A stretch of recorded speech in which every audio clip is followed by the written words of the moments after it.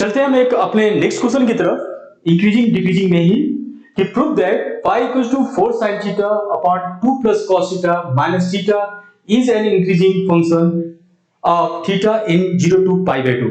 यानी कि इस सवाल में आपको यह प्रूव करना है कि 0 से लेकर पाई बाय 2 तक में ये जो फंक्शन लिखा हुआ है, ये फंक्शन हमेशा क्या हो जाता है, ये पूरी फंक्शन हमेशा इंक्रीजिंग हो जाता है। ठीक है ना, यानी कि ये फंक्शन इस बार fx नहीं है, f थीटा के फॉर्म में लिखा हुआ है। ठीक है ना, तो आइए देखते हैं इसको कैसे सॉल्व करते हैं। सबसे पहले हम करेंगे क्या, ये जो फंक्शन y और थीटा में लिखा है हम इसको डिफरेंशिएट कर देते हैं, तो ये मिलता है dy बाई डी थीटा। आप इसको f डैश थीटा भी लिख सकते हो। ठीक है ना, तो चलिए डिफरेंशिएट करिए। तो जैसे डिफरेंशिएट करते हो ये मिलता है डिनोमिनेटर इनटू न्यूमरेटर का डी को 4 cos theta minus numerator 4 sin theta into इस डिनोमिनेटर का डी को minus sin theta upon denominator का स्क्वायर 2 प्लस cos थीटा का होल स्क्वायर, और इस थीटा का डी को होगा जो कि होगा -1। ठीक है ना बच्चों,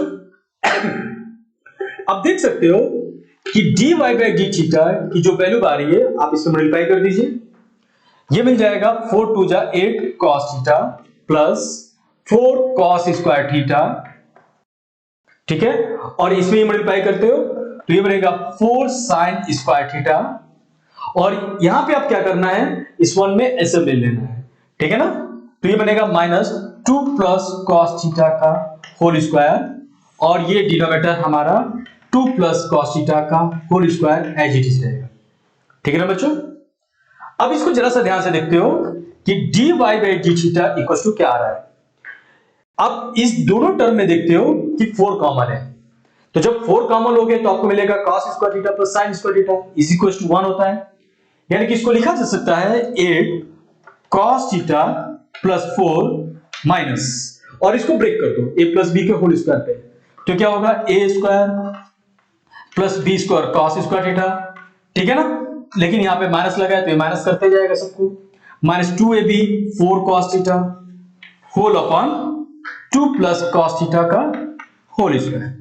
ठीक है ना बच्चों, इस 4 से इस 4 को आप कैंसिल करा सकते हो, और इस 8 cos थीटा में से ये 4 cos थीटा घटेगा, जिसकी वैल्यू आएगी 4 cos theta minus cos square theta whole upon 2 plus cos theta का होल स्क्वायर।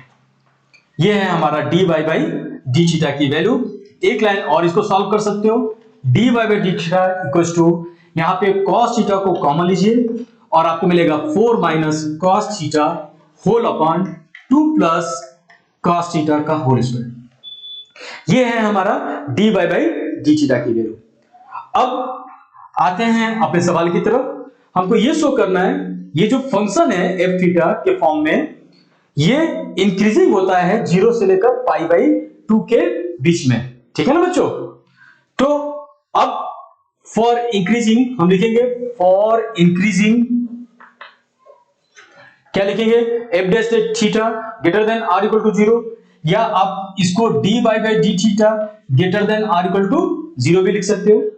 यानी कि इस पूरे की value cos theta into 4 minus cos theta whole upon 2 plus cos theta का होल स्क्वायर की पूरी की value greater than r equal to 0 कब होगी। ठीक है, अब जरा सा ध्यान से देखो, इस पूरे की वैल्यू 0 या 0 से अधिक कब आएगी, कौन सी इंटरवल पे आएगा, इसी चीज को पता करना है। ठीक है ना बच्चों, आप यहां पे ये जो टर्म देख रहे हो 4 माइनस cos थीटा, ये हमेशा पॉजिटिव होगा।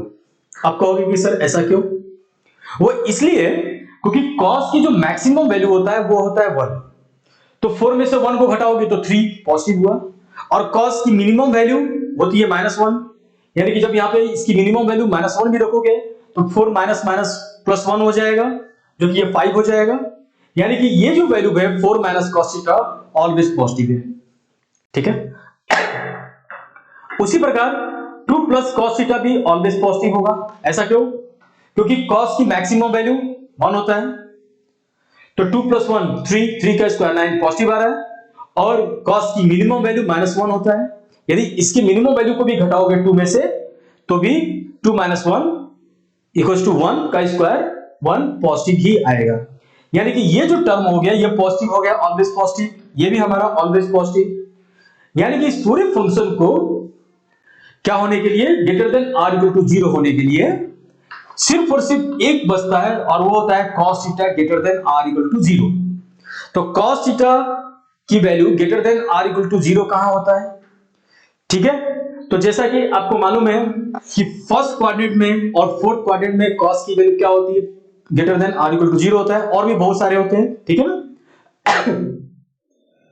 लेकिन हमको प्रूफ क्या करना है कि सिर्फ और सिर्फ इस इंटरवल में 0 से लेकर π/2 में ये क्या हो जाए, पॉजिटिव हो जाए और इक्वल टू 0 हो जाए, ठीक है ना। यानी कि यहां पे cos थीटा की value greater than or equal to 0, first quadrant में पॉजिटिव या 0 होता ही है। यानी कि देयरफॉर हम ये लिख सकते हैं क्या कि cos theta greater than or equal to 0 होने के लिए थीटा जो लाई करेगा वह कहां से कहां तक लाई करेगा, 0 टू प्लस इनफिनाइट। थीटा को क्या होना होगा, 0 से लेकर π/2 होना होगा, ठीक है ना। यानी कि फर्स्ट क्वाड्रेंट में 0 से लेकर π/2 पे ये क्या आ रहा है, हमारा इंक्रीजिंग हो रहा है, ठीक है ना। तो इस प्रकार से ये हमारा प्रूव हो गया। आई होप कि बच्चे आपको समझ में आया।